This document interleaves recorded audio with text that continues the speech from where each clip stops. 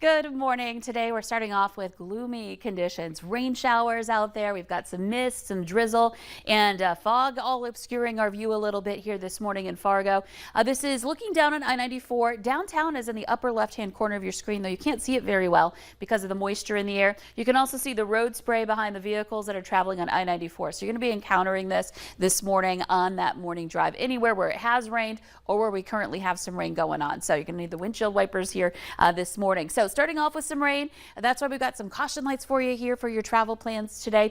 But once we get into the afternoon, we actually get into a break between systems and we'll perhaps get some sunshine and some drier weather here for the afternoon hours. So that's the time to be out and about. If you're maybe thinking about going out for a walk or a run at some point today, afternoon hours may be better, unless you like the rain. It does tend to cool you down a little bit. Here's a look at our conditions here. Looking at a couple of rain areas, one in western North Dakota, western parts of our viewing area in North Dakota, and then another that's departing to the northeast, still affecting places like Lake of the Woods here this morning.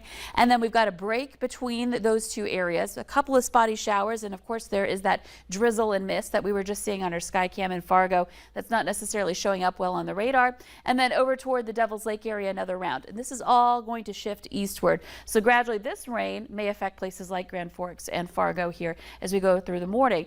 We have to look, we'll just look a little bit closer here at a heavier rain shower going on into Eddy and Foster County. No lightning out there. Nice break after the active weather some of us have seen recently. And now let's look beyond. There's a big break here. We've got two systems. One's getting ready to depart. We've got a nice big break and that's advancing toward the valley. And then after that, the next system drops in from the northwest. And that'll be the second one that brings more rain and brings that second shot of cool air coming into the valley. Until then, it's breezy out there. We've got wind that's out of the west or northwest, or at least starting to turn in that direction, where we've got some gusts into the 20s. We've seen some gusts around 30 miles per hour this morning. So breezy to boot on top of the cooler temperatures and the rain. We're in the 50s right now in most areas, 56 in Fargo and 53 in Grand Forks. Again, that's a lot cooler than most mornings we've had in the last several days. Now, moving in time today, we're going to see those showers moving eastward. They'll continue to kind of advance out of the valley as we make our way into the afternoon, and a very obvious view of differences in the valley at noon. You can see lots of clear sky and sunshine developing in eastern North Dakota at lunchtime, but we're still stuck in the clouds of Minnesota, looking at some areas where we've got some shower activity still going on at that point as well. But once we start pushing more into the afternoon hours, that break we just showed you on the satellite map, that takes over most of the valley just in time for heading home from school and driving home from work. We're looking at temperatures in the mid 50s to some mid 60s today, and that's it.